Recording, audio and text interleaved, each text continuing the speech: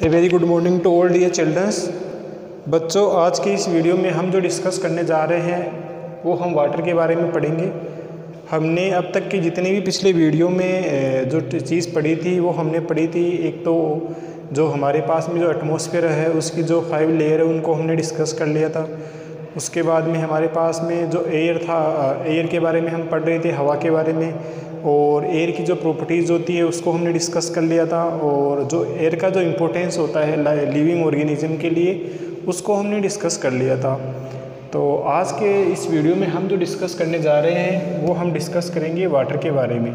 किसके बारे में? वाटर के बारे में। देखो, वाटर क्या होता है? Although 75% of earth is covered with water.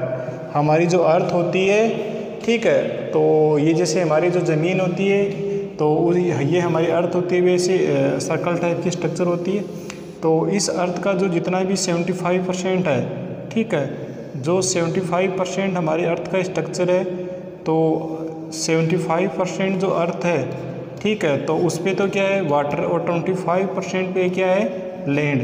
ठीक है, 25% पे तो लैंड है और 75% पे क्या है? Water is covered with water.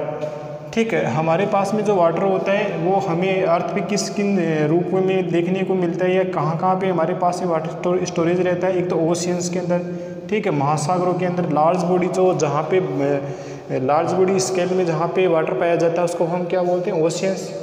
फिर उसके बाद में नदियों के रूप में, ठीक है, लेक्स का मतलब झीलों के रूप में, एंड और भी बहुत सारे सोर्सेज होते हैं जिनके रूप में हमारे पास में, जैसे वेल हो गया, ट्यूबवेल वगैरह हो गया, पॉन्ड वगैरह हो गया। ये बहुत सारे सोर्सेज होते हैं वाटर के जहाँ पे वाटर हमको देखने को मिलता है। तो हमारी जो अर्थ होती है, हमारी जो ज़मीन होती है उस पर 25% ही लैंड है। मतलब हमारी जो टोटल ज़मीन है 100%, तो उसमें 25% तो ज़मीन है और 75% क्या है? वाटर, मतलब पानी है। ठीक है, वो पानी ज़्यादा है, 75% है, और ज़मीन कितनी है? 25%। तो हमारी जो लैंड है, ठीक है, वो 75% पानी से घिरी हुई है। तो हमारे पास में जो पानी है जो ओशियंस के रूप में मिल जाएगा, रिवर्स के रूप में मिल जाएगा, लेक्स के रूप में मिल जाएगा, और पॉन्ड है, ठीक है, और वेल है, ट्यूबवेल है। इन ये सारे के सारे सोर्सेज होते हैं जहाँ पे हमें वाटर देखने को मिलता है, या वाटर के ये सोर्सेज होते हैं। तो हमारे पास में जो वाटर होता है, ठीक है, तो उस वाटर में हम कुछ अमाउंट, मतलब थोड़ा सी ही पानी हमें पीने के लिए उसको काम में ले सकते हैं। सारा का सारा पानी हम पीने के लिए काम में नहीं ले सकते। जैसे सीज वगैरह होते हैं, ओशियंस वगैरह होते हैं, इनका जो पानी होता है तो उस पानी को हम पीने के लिए काम में नहीं ले सकते, क्योंकि वो पानी कैसा होता है? सेलाइन होता है, मतलब वो पानी खारा होता है। उसको हम पीने के लिए, खेती करने के लिए हम उसको काम में नहीं ले सकते। जो हमारे पास में जो पानी होता है, ठीक है, हमारे पास में जो पानी होता है जिसको हम पीने के लिए काम में ले सकते हैं उसको हम बोलते हैं पोर्टेबल वाटर। क्या बोलते हैं? Portable water. पोर्टेबल वाटर का मतलब क्या हो गया? That is fit for human consumption. जो पानी ह्यूमन कंजप्शन के लिए काम में ले सकते हैं, या जिस पानी को इंसान काम में ले सकता है, चाहे वो नहाने धोने में, पीने में, खेती करने में, उस वाटर को हम क्या बोलते हैं? Portable water. क्या बोलते हैं? Portable water. जिस पानी को इंसान काम में ले सकता है पीने के लिए उसको हम क्या बोलते हैं? Portable water. ठीक है, तो ये हम पढ़ रहे थे वाटर के बारे में कि हमारी जो अर्थ होती है उस पर 75% वाटर होता है। वाटर ओशियंस के रूप में, रिवर के रूप में, लेक के रूप में, पॉन्ड में, ठीक है, ट्यूबवेल वगैरह है, वेल के रूप में हमें देखने को मिल जाता है। ये सारे के सारे सोर्सेज होते हैं। लेकिन इस सोर्सेज में जो वाटर होता है वो वाटर का कुछ अमाउंट ही हम उसको काम में ले सकते हैं। इसका मतलब ये हो गया कि जो पानी है, पानी की जितनी भी सोर्सेज होते हैं उसमें कुछ अमाउंट में ही जो वाटर होता है उसको हम पीने के लिए काम में ले सकते हैं, ह्यूमन कंजप्शन के लिए उसको काम में ले सकते हैं। इसके अलावा जो पानी होता है उसको हम काम में नहीं ले सकते। क्यों? क्योंकि वो पोर्टेबल वाटर नहीं होता है। अब देखो, हमारे पास में क्वेश्चन आ गया कि राइट यूजेज ऑफ वाटर। हमारे पास में जो वाटर होता है, ठीक है, तो 75% तो वाटर होता है, लेकिन इस वाटर में कुछ अमाउंट में ही जो वाटर होता है उसको हम काम में ले सकते हैं, वो पोर्टेबल वाटर होता है। तो पोर्टेबल वाटर के क्या क्या यूजेज होते हैं? देखो यहाँ पर, water is use for several purposes. हमारे पास में जो पानी होता है तो वो एक ही काम में नहीं आता है, वो बहुत सारे काम में आता है। जैसे ड्रिंकिंग, पीने के लिए, ठीक है, पीने के लिए पानी का हम काम में लेते हैं पानी को। कुकिंग मतलब खाना बनाने के लिए, ठीक है। वॉशिंग का मतलब होता है कपड़े धोने के लिए। फैक्ट्रियों के अंदर केमिकल्स में, जो बड़ी बड़ी जो फैक्ट्रीज होती है उसमें केमिकल्स को धोने के लिए, आर्टिकल्स को धोने के लिए। उसके बाद में इरिगेट का मतलब होता है सिंचाई करने के लिए।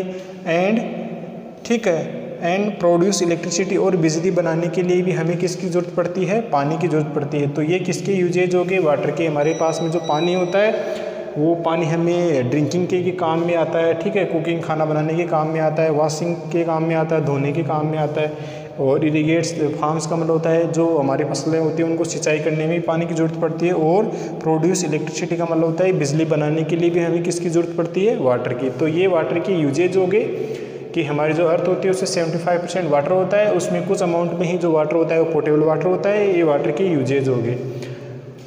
अब हम नेक्स्ट पेज की तरफ बढ़ते हैं, ठीक है। तो